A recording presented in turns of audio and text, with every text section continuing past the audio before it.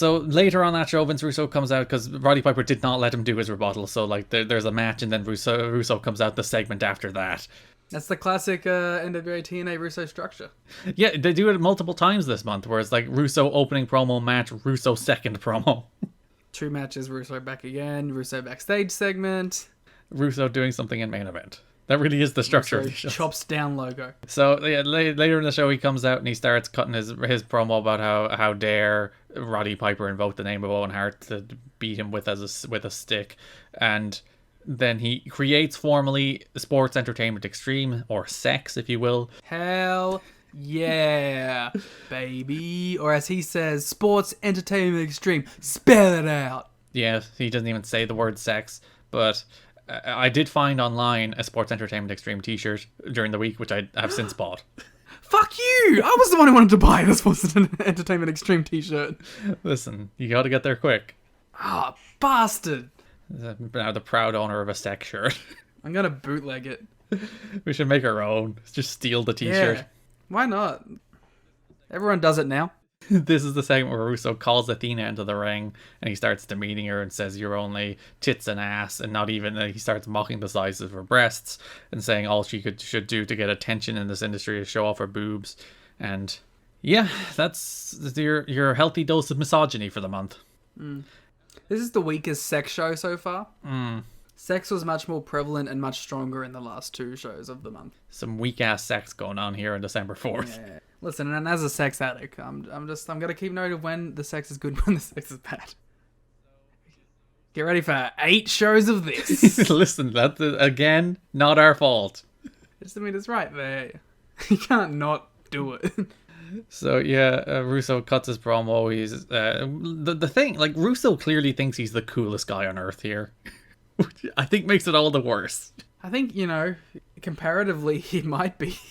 He might just be the biggest, he's like a dirtbag uncle. Who, when you're 8 and don't understand ethics, you're like, oh man, this guy's cool as hell. He drinks beer and drives cars. Yeah, and there isn't a ton of really good promos on these shows, and say what you will about the content of what he says, the delivery is also always quite good. Yeah.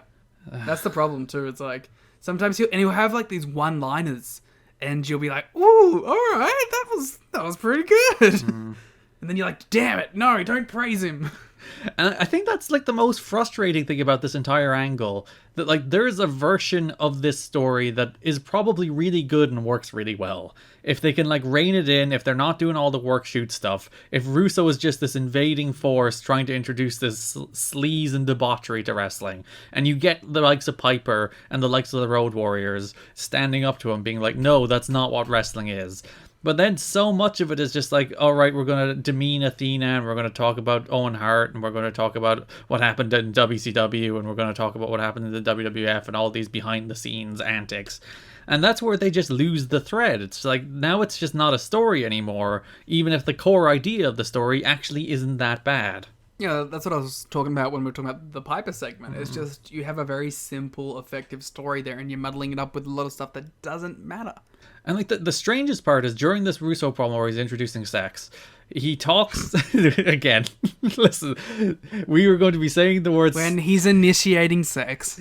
He is in fact initiating sex. We're going to use the word sex so casually in sentences that it's just going to. It's just a bit of casual sex. It's going to become second nature. So he's cutting this. You never want to come second with sex. God damn it.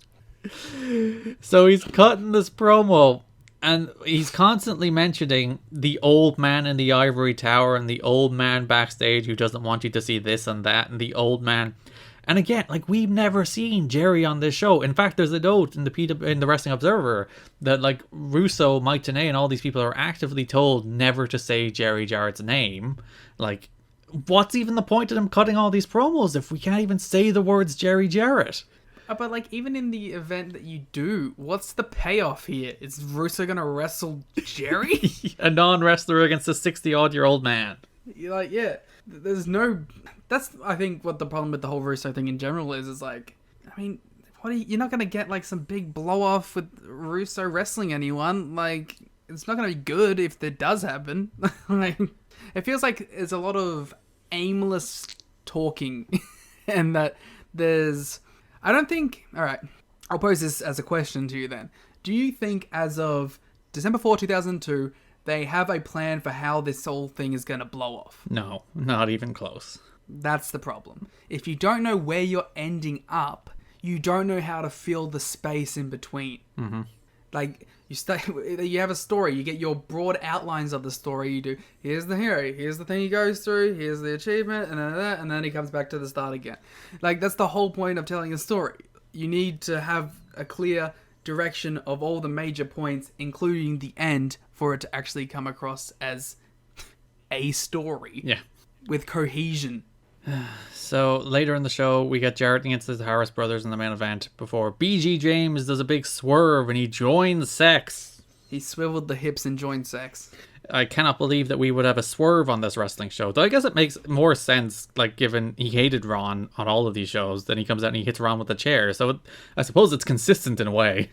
And, you know, there was a decent amount of tension heading into it where it's like, oh, you know, I'll side with Jarrett because my dad asked me to. So it's like, oh, alright, at least...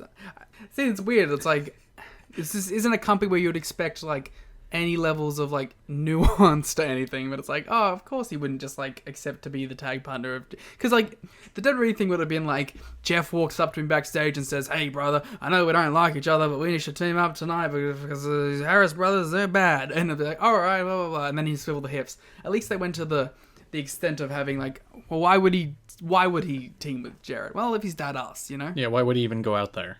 Because, yeah, the show was built around Bob Armstrong asking Jarrett Killings and BG to be like, I want you to be my soldiers in this war against sex.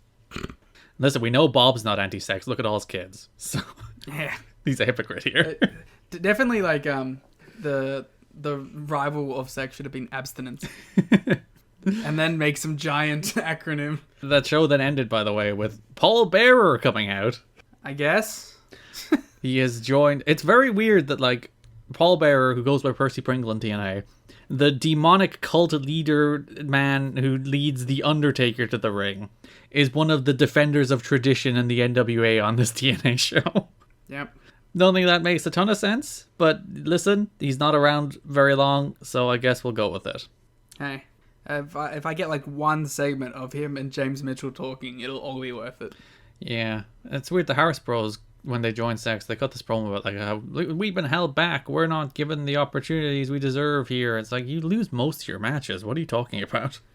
Well, that's the whole point that we didn't even really get into with the whole Vince Russo stuff. It's like every single one of these promos too. They're like WWF this, WCW that, WWF this, WCW, WWF, WCW, WCW, and also this show sucks. So it's like, not only are we only going to talk about a company that doesn't exist, a company that's way out of our league, and then we're also going to say at every opportunity how bad the show is that you pay to see weekly. Not even a show you get for free weekly. A show you have to pay to watch weekly. Feels like a recipe for success. It feels like a recipe for fucking something. So, what happened on the next show with S.E.X? Tony Mamaluke defeat Jason Cross before S.E.X. That is a sentence in the show notes. So yeah, the big thing about this one is that Russo's not there, so like BG is the stand-in for Russo, but then it turns out Russo is there when he costs Hennig the world title main event. Fucking Swerve. Which is a fun story because, again, they did the thing where they worked all of the fans in the audience for no reason whatsoever. So Russo was telling friends he was really mad on the December 11th show because Jarrett wanted to swerve everybody, so he had Russo sit in the car in the parking lot all night so none of the wrestlers would know that he was there and he wasn't allowed out of his car and into the arena until the end of the show. I like how he couldn't even go to like a Waffle House and just eat something and then drive up and walk in. Jarrett's like, no, stay in the car. Like, you can't leave the car. Somebody might see you outside, know that you're here, and we'd be lying. Go hang out with Billy Ray Cyrus for a bit. Jesus. Everybody knows when you're told somebody is not at a wrestling show, you know they're actually at the wrestling show. Like, everybody knows this. But they were like, oh, we gotta work not only the fans, but the wrestlers again by pretending Russo isn't here tonight, and they'll all be shocked when he shows up. If this was happening in 2021, you 100% know Russo would have faked a COVID thing. Oh no. And been like, oh, I'm not on the show, I've got COVID, I can't be. And then he'd be like, I'm here, I never had COVID. Doesn't even exist. Don't know if he's an anti-COVID guy. So then the last show of the month, there's once again a lot of sex. So Hell yeah. Sex up and down the card. Kurt Hennig comes out to open the show because he's really mad about the fact that Sex cost him the world title match the week prior. Elix Skipper, Christopher Daniels, and Loki return to officially join Sex, where then Vince Russo later Triple X does a promo talking about how, like, TNA didn't want to book around Loki's 0-1 schedule. Which we know from earlier episodes of the podcast. Indeed. So they're incorporating fact into the story. It's almost like it's a worked shoot. Being as we are so heavily dissecting what's happening in the background of the show, little things like that I actually appreciate. Because I'm like, I knew that. And like those are the kind of things that, like, because wrestling always does work reality in some ways. Because wrestling is like 1/3 sports, 1/3 scripted drama, 1/3 reality TV. It's like those three genres mashed together into this weird mismatch of those ideas. I think the problems arise when it's two of one thing and then one of another and none of the other thing. When they lose that balance and it just ends up being too much like not wrestling. But yeah. So, like, there's always an element of reality. So when you include things like, oh, the company's too cheap to fly Daniels in from LA because that's an expensive flight, I'm okay with that kind of stuff. It's like, yeah, all right, that gives like a character motivation as opposed to something that's just like, oh, and Daniels was screwed in WCW, you know? I also think it's interesting to note that this is stuff that I think delivers better with 2021 eyes looking back than stuff I would have been watching at the time. I don't know if I'm watching like, NWA-TNA pay-per-view 26 live and I'm like, oh man, that's cool.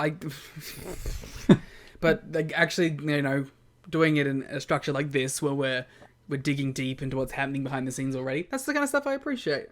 But like if I didn't know the stuff, would I like these segments as much? Probably not. But I think I would still like them more than the wow WWF, wow WCW, wow stuff. Well, speaking of the wow stuff, Jarrett comes out. Wow. It's literally the theme song. There you go. So the big tension here is that, well, Russo wants Jarrett to join Sex, but Jarrett is reluctant to join Sex. If you remember the NWA title match, Russo revealed himself to be Mr. Wrestling 3 to cost Killings the title to have Jarrett win the title. On the December 11th show, Russo once again cost Hennig the title match to help Jarrett retain the title, and even Russo helped Jarrett retain against Killings in the title rematch. So Russo has been repeatedly helping Jarrett despite Jarrett's insistence that he doesn't want Russo's help. So here we go again, Jarrett comes out, he cuts a promo.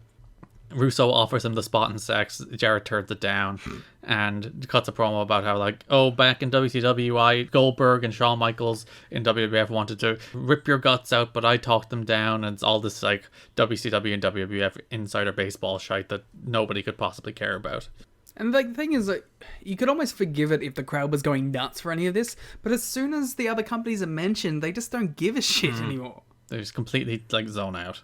Yeah, like, when it's stuff that involves TNA, they're into it. Like, it's like, oh, sports and entertainment and TNA better than this wrestling shit. Like, people, they pop for that, but, like, as soon as you start deviating into the other company stuff beyond just, like, I'm going to say the words Degeneration X, and the crowd goes, woo! Like, beyond that, you're not getting anything from them either.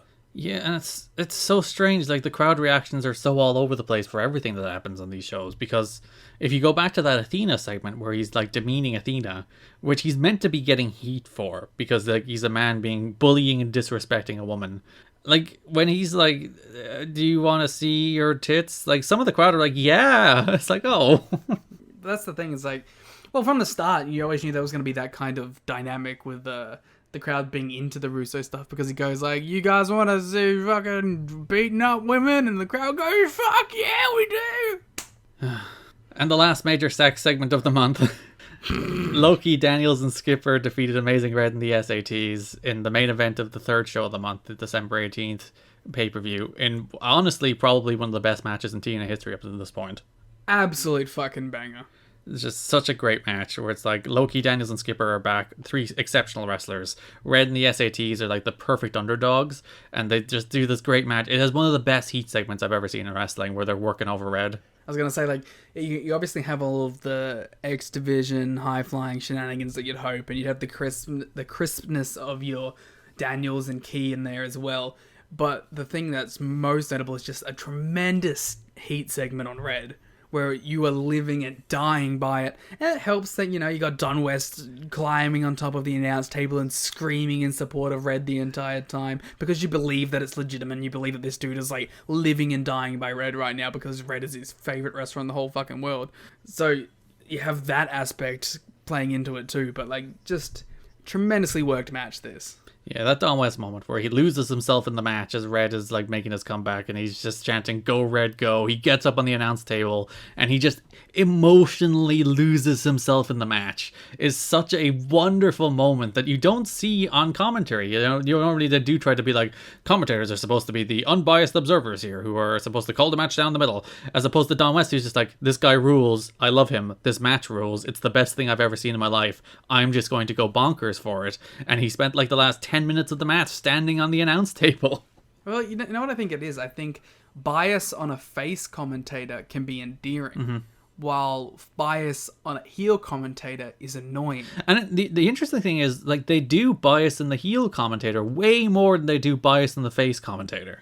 Because it's cheap. It's easy to do.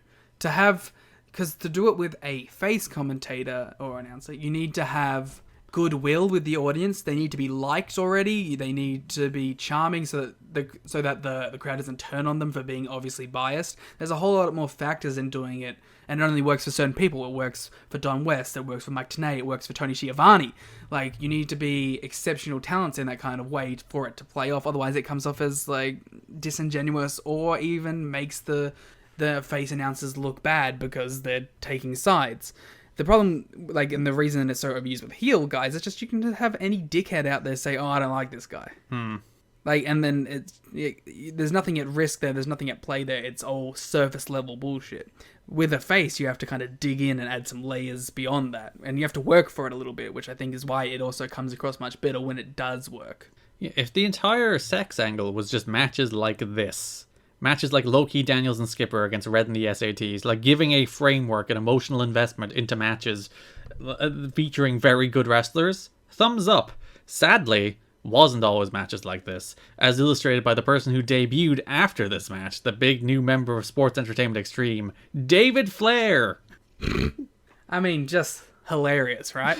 Yeah, David Flair comes out because Hennig comes out at the end of the show to try and beat up S.E.X again, but then David Flair, son of Rick, makes his TNA debut, gets Hennig in the figure four, sits there for like 2 minutes. It actually it popped me because there's a ton of people like around him brawling and fighting and all that, and he's just still sitting there in his figure four for 2 minutes. And then Jarrett beats him up and puts him in it, which is great. I don't know, I'm not going to shit on David Flair being brought in for this. I think it's funny. It is, but like the problem is it becomes a lot more about wrestlers like David Flair than it becomes about wrestlers like Low-Key. And if it stayed being about wrestlers like Low-Key, it probably would have been a much better angle than David Flair and some of the people who will follow David Flair in the months to come. So David Flair is a Russo guy, I assume? Well, I'd imagine so. He's in S.E.X. I mean, sure. But then anyone can be invited to S.E.X. That's not like a restrictive policy. That's true too. Look at the group of people they already have. They're very open in S.E.X, you know. Open relationships up here at Sports Entertainment Xtreme. Well, as we see with Every Man's Desire. Indeed. We'll talk about that when we get to the X Division. So the last show of the month ends with the symbolism of Vince Russo on Sports Entertainment Xtreme destroying the asylum. They cut up the banners on the guardrails, they attack the ring aprons, and most famously and most notably, Vince Russo gets an axe and starts chopping down the TNA sign. I really thought it was going to fall on him. I hoped it would have been so funny if it fell on him. I really wanted it to fall on him. I thought that'd be so fucking funny. Or even if it just bumped him on the head. Yeah, him as a heel should have been like, "Oh, let it fall on me and then I'll do a little pratfall." Yeah, but him as a coward. Yeah, he's like, "I gotta be a cool guy on TV all the time." Yeah. See, honestly, I think a lot of this like sex stuff would be more tolerable if Russo was willing to fall on his ass a little bit more. And not just be cool, serious shooter guy all the time. Like, if he was just, oh, you know, I get beat up and I look like a dope. I feel like it would deliver a lot more. Yep. So that's all the sex stuff for the month. It ends with The very clear symbolism of Russo chopping down TNA with an axe. R.I.P. to the OG logo. S.E.X, the original Nexus. Sexist.